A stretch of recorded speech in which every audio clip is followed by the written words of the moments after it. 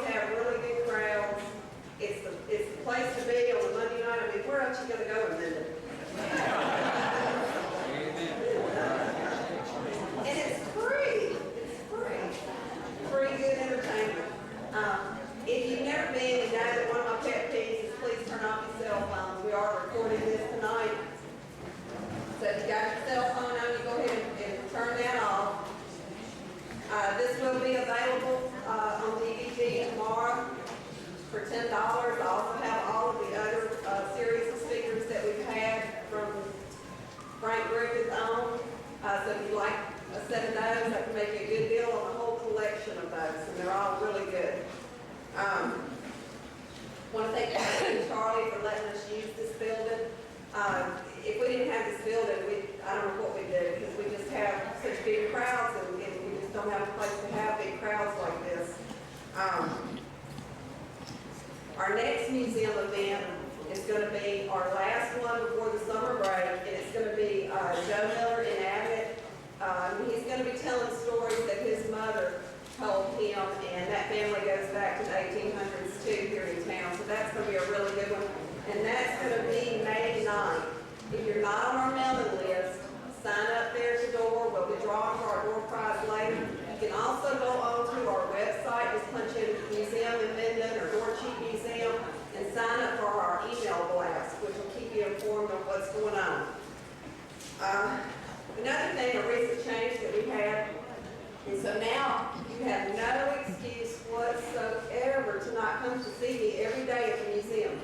We now have free admission all the time at the museum.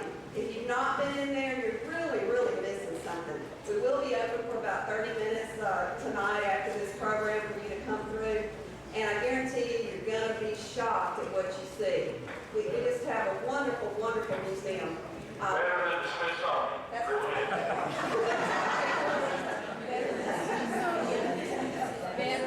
And we have a new, our Media Learning Center in the back, which will house our military exhibit, is available for rent.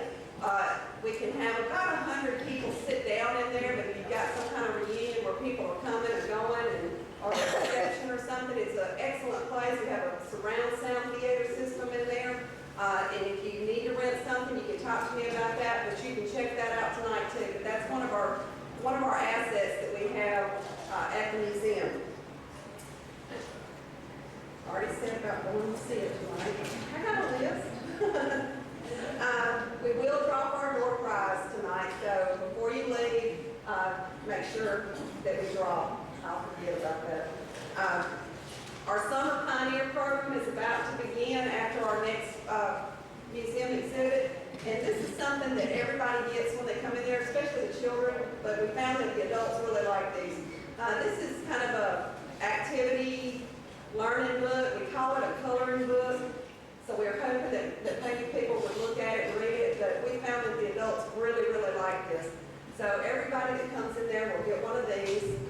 So you'll see these at the front whenever you come by. We're also working on our new cookbook, and that one is going to be probably one of our best cookbooks yet. It's on shopping and stores of the past in Minden, and people are sending in their memories of some of the old stores that they used to go to, and some of the really neat recipes that we're getting, but the memories are what's really going to make this a have-to-have book. And, the cover of this is going to be Poor Lou's Pain and Wise Grocery. I guess that's it. Shirley, you didn't tell us about what's coming up this weekend. Yeah. Okay. This will be the last meeting that my name will be drowned. All right.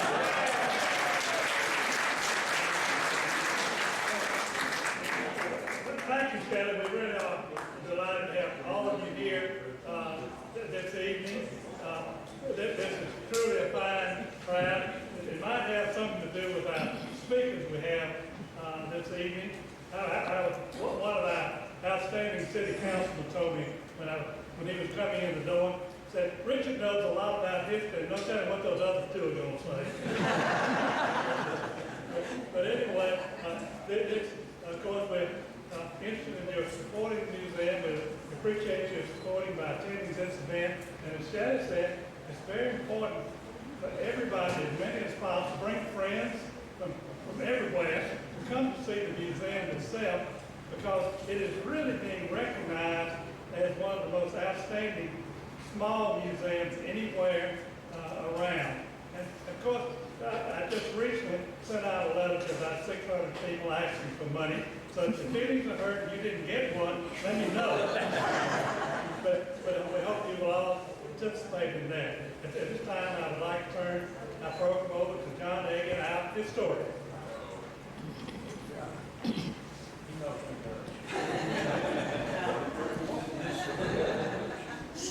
Hi, with the crowd. Some of y'all that are regular attenders know that last year we started charging admission for a while, and as a board we decided that the donations were good enough, we didn't need to do that, and I was very pleased about that decision until I heard about this program for tonight. And I really thought we probably should have put a price, and we'd probably get a scout tickets on the street. But, you know, so I've been looking forward to this one, and I think y'all will too. Dean Atchison entitled by his autobiography about his years in the State Department as President of Creation. Well, with the family we're talking about tonight, one title we could use for their story about our area is President of Creation. Because, let's forget for a minute Claiborne Parish, and you Homer people, we're just going to talk about what's Webster now. If you talk about in the area that's today Webster Parish, when Newitt Drew built his mill at the confluence of Cooley and Dorcheat, that's the first settlers to come into Webster Parish. And the town that sprang up around there, which was becoming Overton, was really the first town in what's today Webster Parish. So you could stop right there, and you have a topic for a program. Now it doesn't stop there. Over the last 175 years, the family members of our speakers tonight have produced generations of judges, district attorneys, lawyers, representatives, constitutional convention members, and although we can't claim it, even squeeze in the governor of Arkansas. So when you're looking at the situation, I don't know of many places you could have a program with this kind of impact produced by one family. And I've kind of talked enough. So let me just say that we're not going to hear from Drew White, Richard Drew Carey, and Judge Harmon Drew, historian of Drews in Webster Parish. But I'm looking forward to this.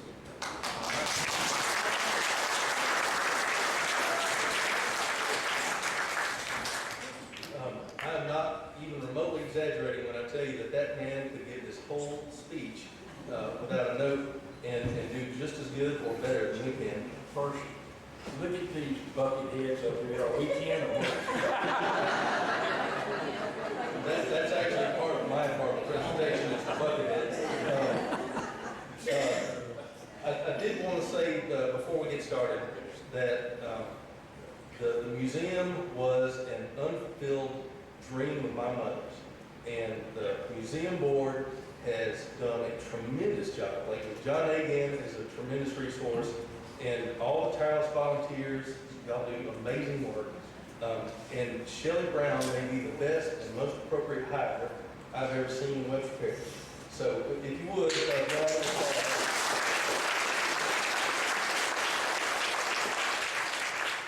because hard-working volunteers are not, none of this stuff happens without her. Just a quick outline. We're going to start with Richard Drew Carey, who's going to take the Drew family from Santa Claus down to Kentucky. I'm going to take Newitt Drew and his family and his millions of kids, and then Harmon's going to play the keyboard. And so we're going to start with Richard.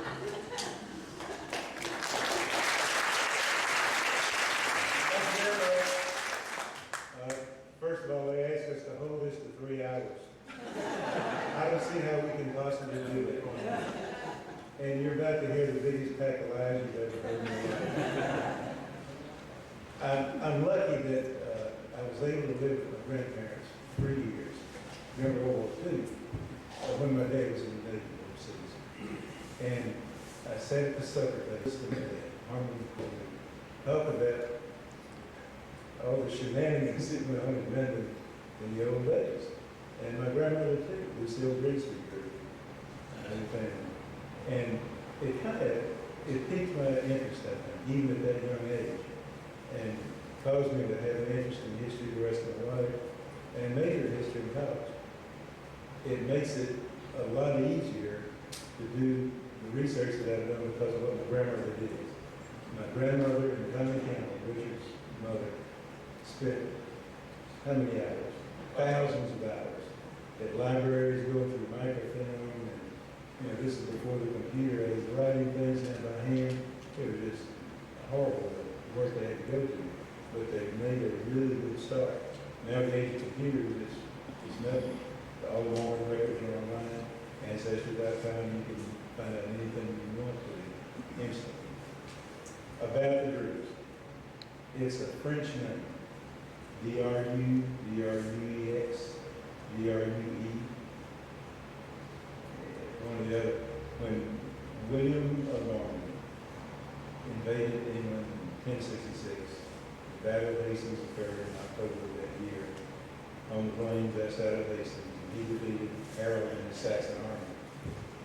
He became the titular head of England. Trouble was, most of the people in England hated him. He had to do something to subjugate and pacify the people there. His aide-de-camp, or one of them, was the Drogo, which is, I'm not sure how that comes out of Drew, but he was a Drew. And that Drogo name lives on to this day. William gave Drogo that and said, go forth and be fruitful, build some fortifications, and pacify the people. Which he did, because in the extra phone book right now, the capital of Devon, there's over 2 pages of Drews, and they're all over Devon. There's a town there called Bistineau. It's on the Tame River, Drews down in the town.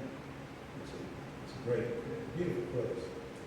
So I can't make a direct connection with the Drogo and with our bunch of Drews, but I went to the West Country Study Library in Exeter and went through all the church records. We couldn't in a couple of days. And I finally found a Plymouth Parish outside of Exeter, which is where our bunch came from. It's where they went to church, that's where they lived.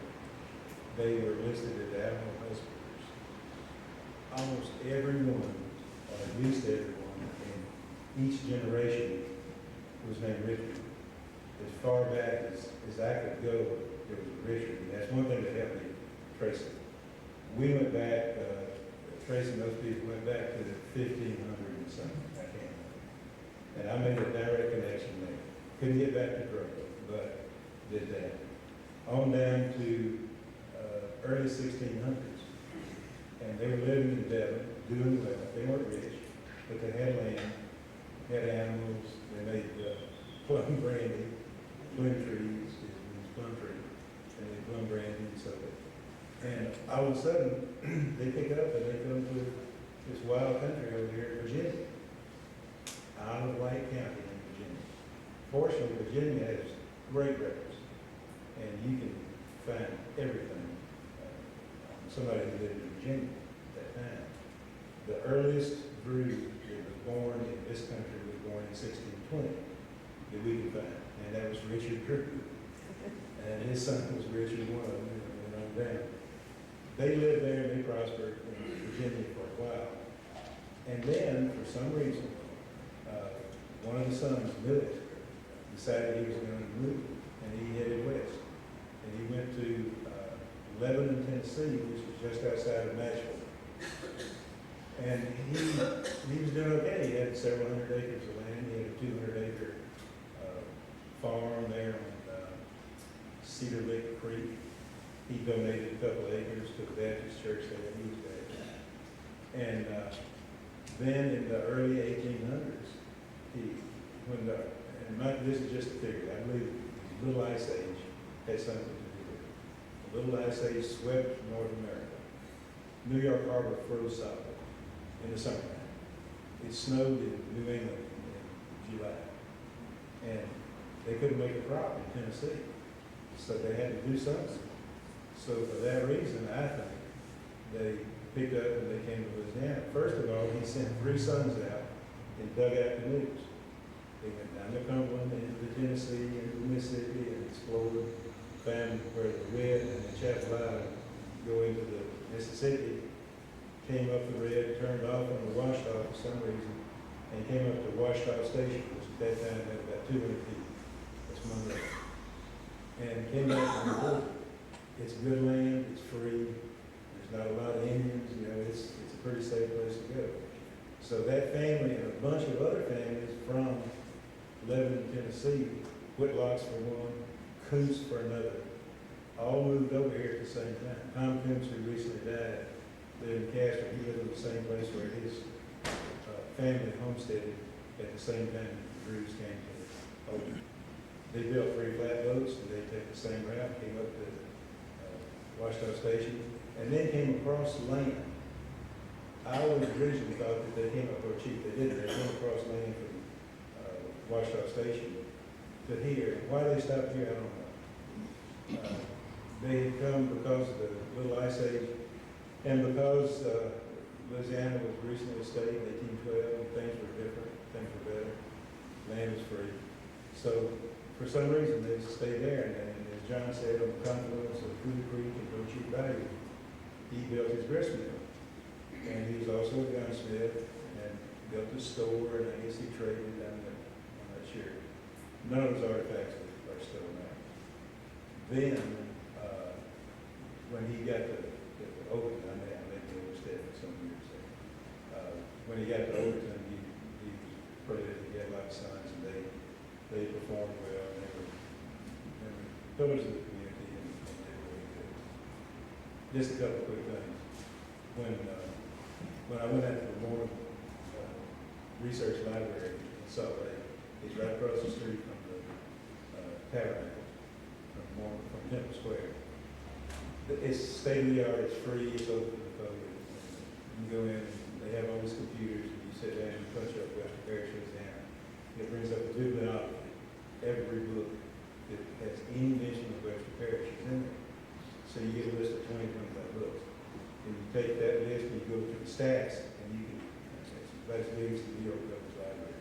And you can pull 5 books at a time, and you can take a look at the tables that they have, and you sit down and study. I'm sitting there working and, you know, just studying. Joyce and Amy are skiing in Park City. I'm doing that. So I looked up and I realized everybody was just working so hard, and I got the giggles. I couldn't help but think, if I had worked this hard in college, I had a PhD in Silicon Valley. Another quick one, when I was in London, I did a lot of research in London, a lot of research in Belgium. I'm standing on the corner of Fleet Street, where the newspapers used to be, and Carey Street. Well, I knew Carey was not my Carey much, because they escaped Ireland at the time of the famine, just barely made out of their lives. So I'm thinking about that, and here comes a barrister walking along. He's got a robe and his wig on. And very uncharacteristically for a Brit, he said, "May I help you?" And I do service or something.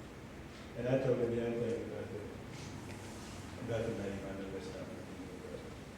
I'm just wondering. He said, "Oh, well, that was the Queen's solicitor, Queen Anne, and Sir Harry, Carey, whatever his name was."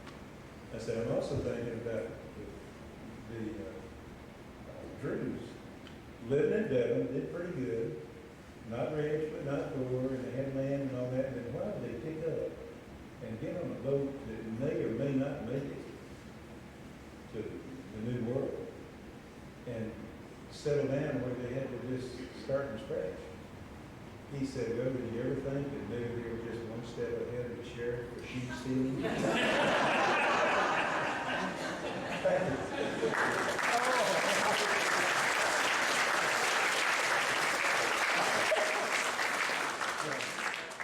Whichever city councilman it was that said that Richard knew the history and that the rest would be lies was pretty close to the truth.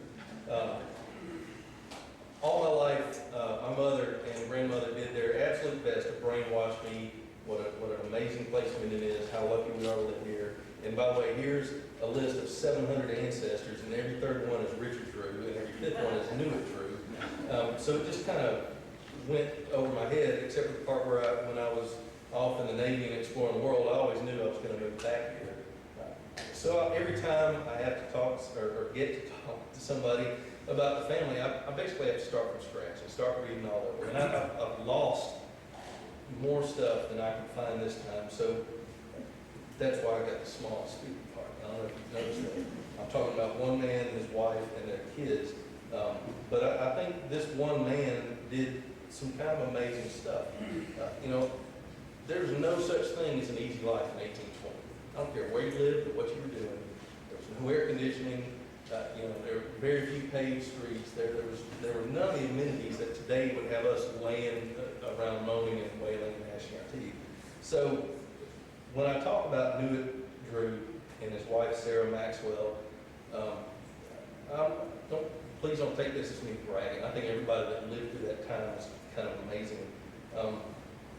One of the things that struck me though, they had 10 kids.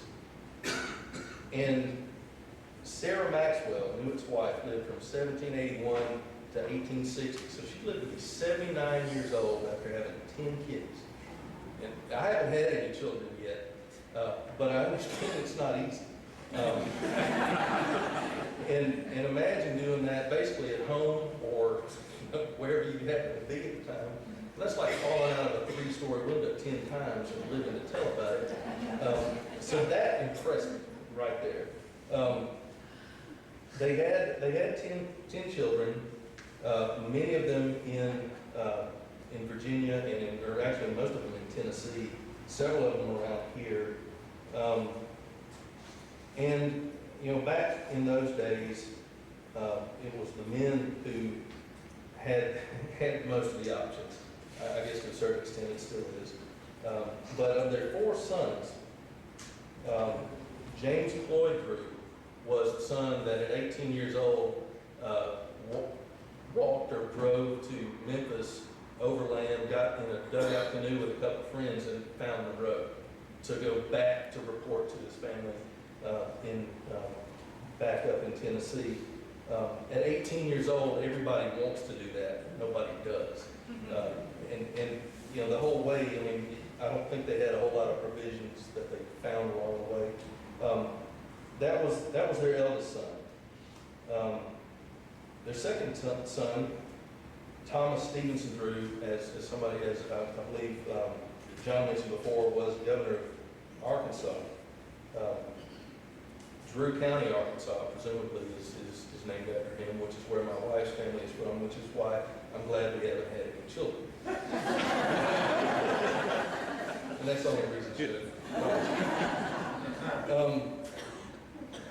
His next son, Judge, was a judge, Judge Richard Maxwell Drew, and it's his line that we came from. And it's his tombstone that we just found, or I just found. Apparently I'm the last person in Minden to see this tombstone. But it took quite a while for me to find this.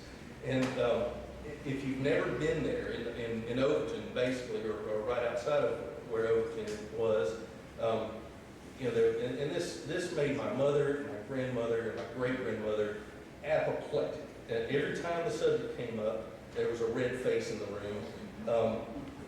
The only graves left, 4 or 5 of them right now, they're basically at the top of, it looks like, if you've seen the Devil's Tower that the guy recreated out of mashed potatoes and Close Encounters of the Third Time, it looks like that. Because it was excavated all the way around, and more than likely, we don't know, Newitt Drew's grave was one of several that was destroyed at the time. Still, I mean, today somebody can be in jail for that probably. So 10 children, several died very young. One, I don't think we have any record of death.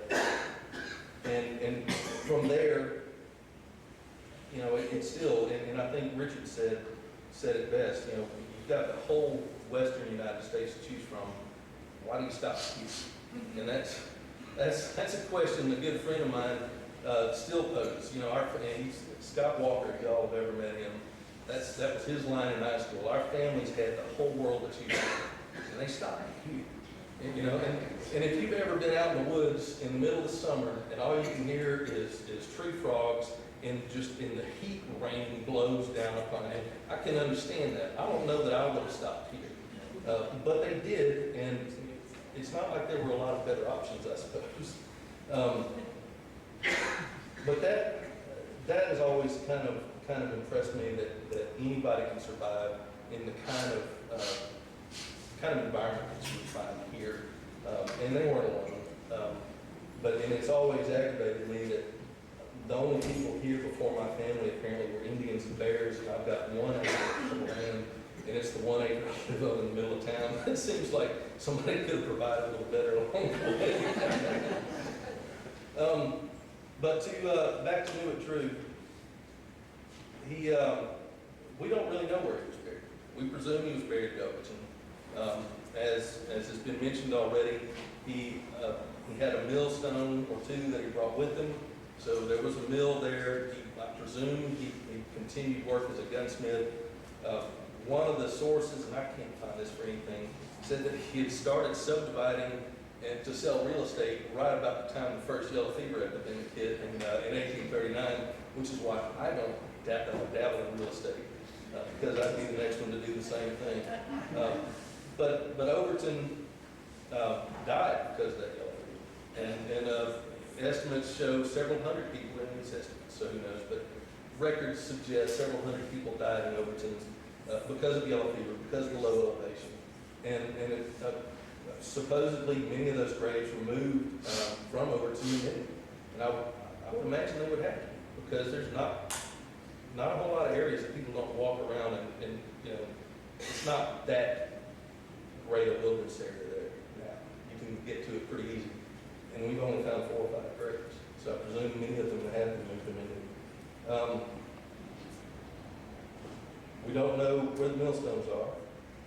We don't have a lot of artifacts. We don't have any pictures, of course, no portraits. So basically what we have is word of mouth, going back quite a ways. But the Newitt Drew, and I've seen that spelled 5 or 6 different ways, was my great-great-great-great-grandfather, and I gotta say, I don't know that I would have done everything that he did. And he lived to be 70. So, I guess I might make a few more Christmases. I don't know. But with that, you can take it from there. Yeah.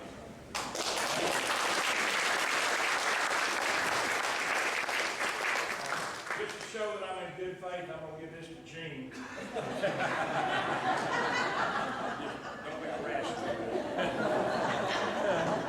All right, where's Carl from Proto? Right here.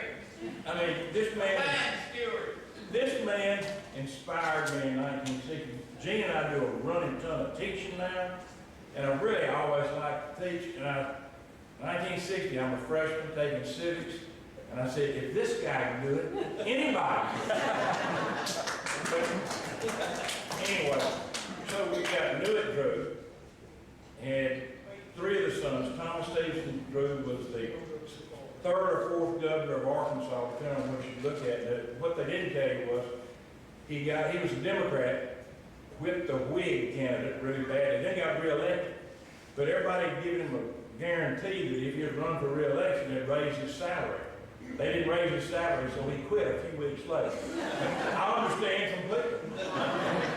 But anyway, then there's Richard Maxwell Drew, who was the first probate judge at Claiborne Parish, and it's like you would go Newitt Drew, Richard Maxwell Drew, and then Richard Cleveland Drew. And he's the man, and he's got a large head too. He's the man with the beard here. And it's like my secretary thinks I look just like him without the beard. I'm gonna leave this down here, but Richard Cleveland Drew was amazing. He was the first district judge of Claiborne Parish. He started practicing law a year before I tried to start practicing. I'm sorry, a century before I tried to start practicing. I'm old, but I'm not that old. Yeah. So at 100 years, almost to the day, he was sworn in. And of course, we've got the picture somewhere, and when I retired, my creditors let me, I'll find it, or I may find it tomorrow, but anyway, we got a picture of Richard Claiborne Drew. He had 5 sons, and these sons is Newitt Drew, Richard Michael Drew, Richard Cleveland Drew. Richard Cleveland Drew had 5 sons. Help me on this, Dick. There was Dick Drew. He was an engineer, graduate at LSU, lived in Bossier. Allen Sidney Drew, great big tall man with reddish hair, trial lawyer. One of the best compliments I've ever heard from John T. Campbell said that he and Harry Booth were the 2 best trial lawyers he ever knew. Coming from John T. Campbell, that's something, and I appreciate that. When I was first city judge of Minden, John T. came over there, and I'm saying, I don't know if I ever told you this, and John T. was trying a case, and I overruled a couple of his objections. I could tell he was getting angry, and I said, Mr. Campbell, are you trying to show your contempt for this court? He said, no, Judge, I'm trying to hide it.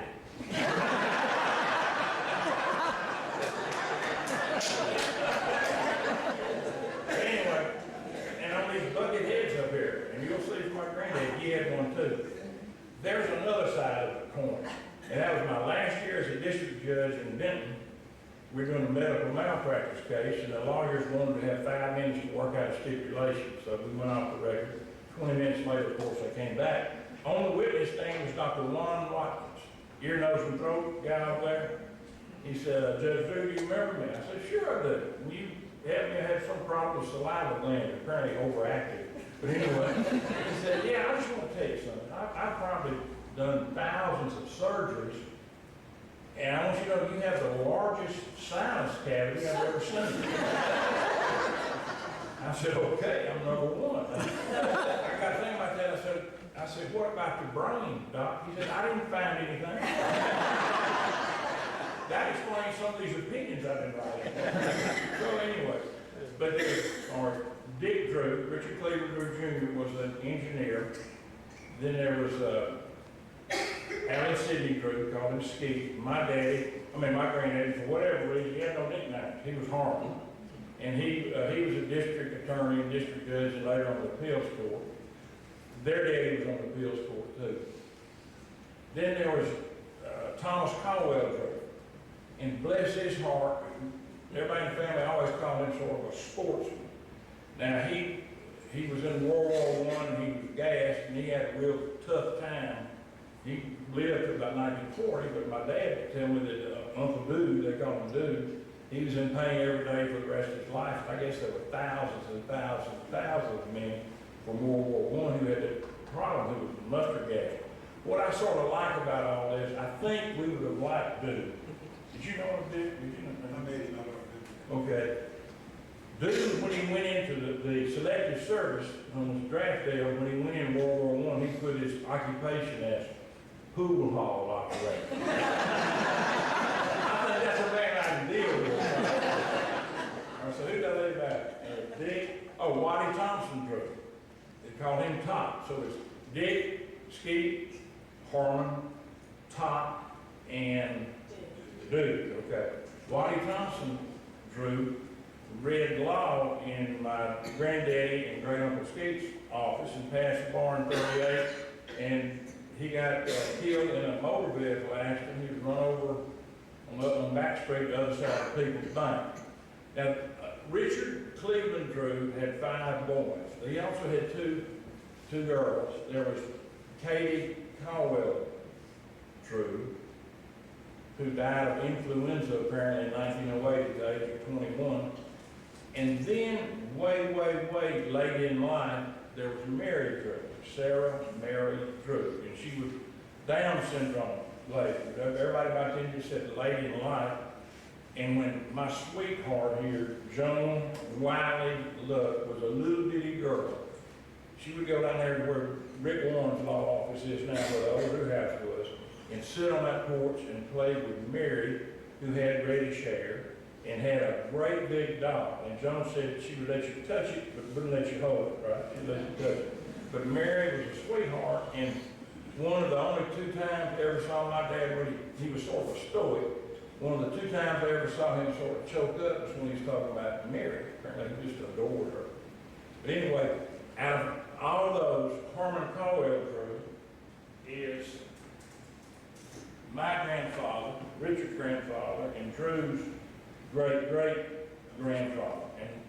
C. Drew was a DA, and he was a district judge for Bossier Webster, and he served on the Court of Appeals where I am. There's two incidents that have come up all the time that you know, nobody knows absolutely certain what happened back there in the 30s. Depending on which newspaper you read, you get totally different versions of the deal. The Drew version of the time that Huey Long came to town, the Drew version was that Huey had been on the radio in Monroe saying terrible things. Of course, my granddaddy was a Democrat, or he was an old style Democrat, and I guess the old guard, so to speak. And he hated Huey, and apparently Huey hated him. But Huey said he was going to come to Minden the next day and repeat these things he was saying about my granddaddy in Minden. The Drew version is, and this was confirmed to me by old man Val Aaron. He was a lawyer with the, what's the firm, John? Lund Aaron. He was, Corky took me over there one time. He settled in the case with old man Val Aaron.